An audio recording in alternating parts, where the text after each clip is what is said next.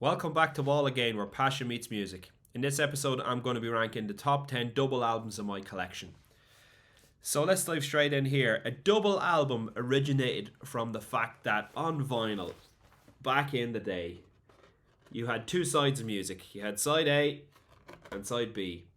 And each side was limited to about 20 to 22 minutes of music, depending on how it was produced and how much intricacies were in the actual recordings. But generally, it was very limited in terms of what you could put on an album. So in the 1960s, particularly late 1960s, when bands wanted to start recording more expansive albums with more material than just 44, 45 minutes, they had no option but to go to a double album. And obviously Bob Dylan had Blonde on Blonde, and the Beatles had the White Album, etc. And it went through until CD became the medium. Some bands decided they still wanted to release double albums on CDs, but in the main, it's not as common as it used to be, because on a CD you can fit about 77 minutes of music. So there's really no need for a double album on CD, although some bands have decided that they do want to do that. So let's start the ranking at number 10. It's actually an album that was released on CD, and it is Metallica's Hardwired to Self-Destruct. So this album is actually, it was probably released on vinyl as well, but I have the CD copy, and as you can see on the back there, it's done in the vinyl way. So it's split up into two sides. But what they've actually done on this one is they've released it as a double CD. Now I'm pretty sure the vinyl was a double vinyl, so there will be four sides of vinyl. But on CD, it was a double CD. This one also has a bonus disc. But the funny thing about this is both CDs would have actually fit. The music on both CDs would have fit onto one CD. So it didn't have to be a double CD album. It could have been just a single CD album. It's not a great album by Metallica. It's a bit long and boring and over the top. So I think this one was a bit of a misstep by the band. But it's coming in at number 10 for me. Coming in at number 9 is the Rolling Stones' Exile on Main Street. So this one was released originally as a double vinyl or a double album in the traditional sense. But this version that I have is actually a remaster on CD. So it's a single CD. In total, there is 18 songs on this album, and it was released in 1972. A lot of people rate this as their favourite Rolling Stones album. To be honest, I don't have a lot of Rolling Stones material, so I really need to start diving into their material, getting their albums, so I can really rate this correctly and properly. But to me, it's a decent album. It's got some good stuff on it, but there's a lot of filler on this for me. I don't think it's as great as the critics say, or I think it's a very overrated album, to be honest. But there is some really, really good songs. I like the Keith Richards song Happy. I think that's really, really good. Rocks Off is good. Shake Your Hips, Tumbling Dice, Soul Survivor, Shine a Light. They're all great songs, but there is a lot of filler in there, to be honest. So that's coming in at number 9. Coming in at number 8 is Bruce Springsteen with The River. So I actually like the packaging on this one on CD. It originally was a double album, obviously, so a double LP. But what they've decided to do is release it as an open gate sleeve on CD. So this would have been very similar to how the vinyl was released. On the back, you can see there that they actually have 4 sides. So side 1, 2, 3, and 4, with the song listings there. So it's keeping authentic to the original release. And then you get a disc in each side here. There's no additional liner notes or anything like that. It's just basically what you get on the gatefold. But I think this is quite cool and a good representation of what the LPs used to be. In terms of the music, I do like this album a lot, I have to say. Of course, it's got Independence Day, which is an absolute classic. Ties That Bind, I love. And then we've got Hungry Heart, Out in the Street, and The River, the title track. And I believe there's a song called Two Hearts on this as well, which I think is excellent live. Brilliant. So yeah, really like The River by Bruce Springsteen. And now we're getting into the real serious stuff. Coming in at number 7, it's Derek and the Dominoes with Layla. Absolutely love this album. A lot of people think it's overrated, but in my opinion, it's actually a class album. It's not heavy rock. It's not like Cream and the stuff that Eric Clapton did in his previous bands. It's very much an Americana country based album. He brings in some fantastic session musicians on this.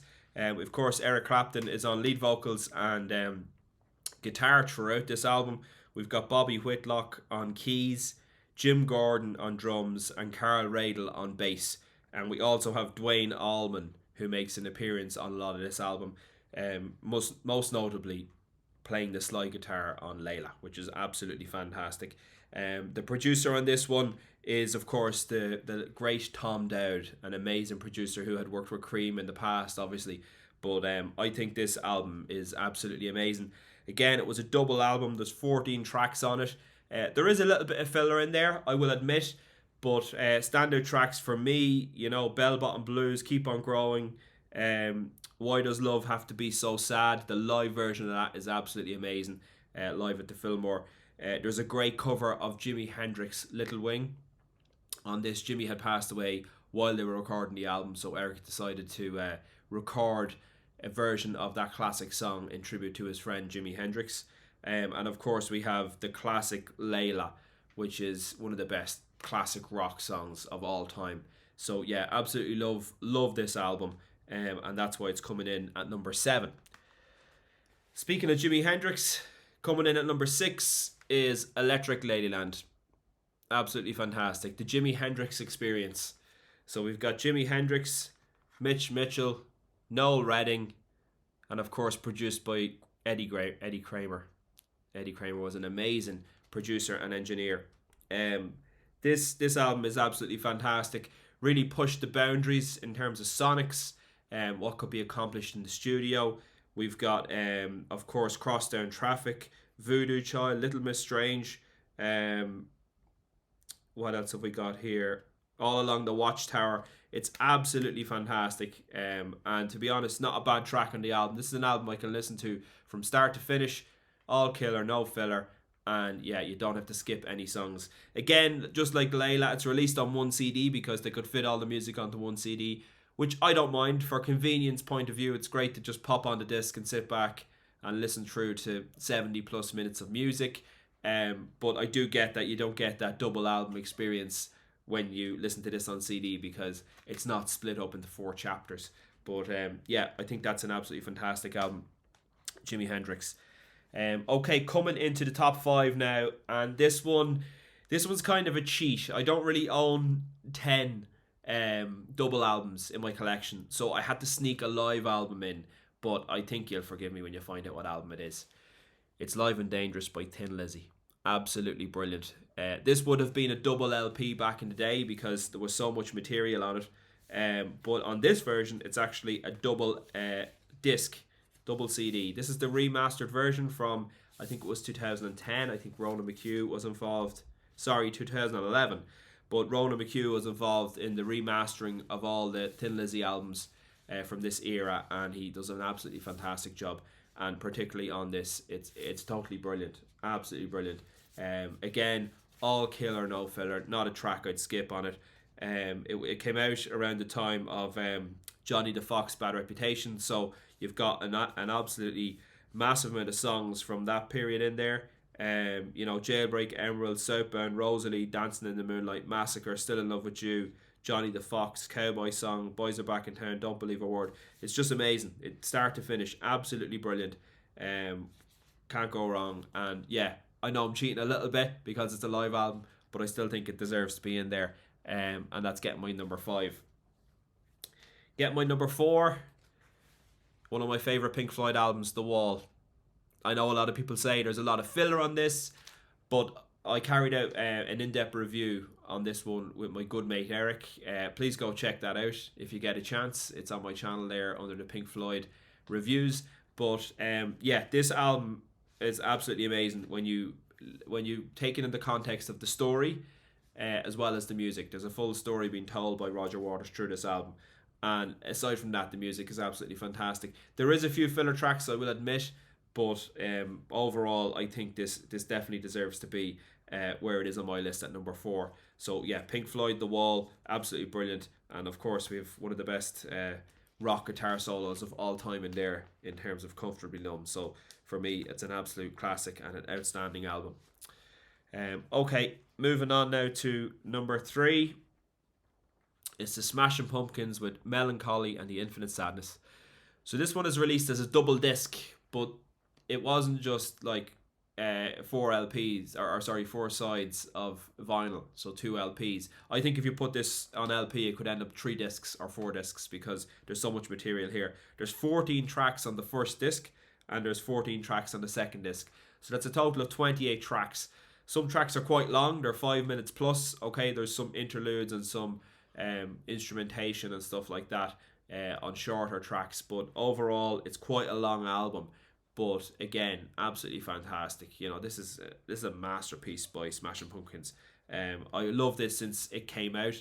It's got so many great songs on it. And then, you know, again, it tells a story. There's 2 discs there. One is called Dawn to Dusk, and then the second disc is called Twilight to Starlight. So absolutely fantastic. I'll just run through some of the classics on here. Tonight, Zero, Bullet with Butterfly Wings. We've also got 1979 on here, and Muzzle. So absolutely fantastic. Love this album, and in my opinion, fully deserving to come in at number 3. Okay, coming in at number 2, an absolutely classic album. It is the White Album by the Beatles. Again, very plain cover. Following Sgt. Pepper's, they decided to go in the opposite direction. Sgt. Pepper's had all this cool imagery and colours and textures on the cover. This one is just a plain white cover on the front. An absolute classic. I just got this actually over the holidays there in the last few weeks, and been listening to it on repeat. It's absolutely brilliant. This version also has the Escher demos as well, but like, you know, when you talk about class Beatles stuff here, Back in the USSR, Dear Prudence, Glass Onion, Obla Di Obla Da, While My Guitar Gently Weeps, Happiness is a Warm Gun, Blackbird, we've got Mother Nature's Son, Helter Skelter, Revolution. Absolutely brilliant. Top notch by the Beatles. One of their best albums, and yeah, fully deserving to be at number 2. But what's at number 1, you may ask? Well, I did carry out a ranking of double albums previously, and I had this album at number 1, and it remains at number 1, and it probably will always remain at number 1 for me because I'm such a big Led Zeppelin fan. It is Physical Graffiti by Led Zeppelin. I spoke about this album many times on the channel. It's amazing from start to finish, absolutely brilliant. It's remastered here with 2 discs, so very cool. The way it's meant to be. This album just blows me away every time I listen to it. Absolutely fantastic. Custard Pie, The Rover, In My Time of Dying, Houses of the Holy, Trampled Underfoot, Kashmir. That's just perfect. A perfect list of tracks. Perfect. There's not a minute of music within that entire 6 tracks that shouldn't be there. It's absolutely perfect. And then disc 2 as well has some great highlights. In the Light, Bon Are Your, 10 Years Gone, Night Flight, Wonton Song, Black Country Woman. Brilliant, absolutely brilliant. There's probably a few songs on disc 2 that are a little bit considered filler, but to be honest with you, they're still brilliant. There's something in every single track in this one, and I absolutely love it to bits. So yeah, for me, Physical Graffiti, still number 1, still my favourite double album of all time, and it's hard now to see if that'll ever be shifted from the top spot. So I hope you enjoyed my video. Please let me know in the comments below what your top 10 are, because I'd love to hear what other people consider the best double albums of all time. It doesn't have to be in your collection, just if you like the albums, if you like streaming them on Spotify, please let me know what your favourites are from 10 to 1. If you could also if you liked the video, hit the like button, and if you haven't already subscribed, I'd really appreciate it if you hit the subscribe bell. Trying to grow this channel up, so all that stuff helps me out. And I will talk to you on the next one. Bye for now.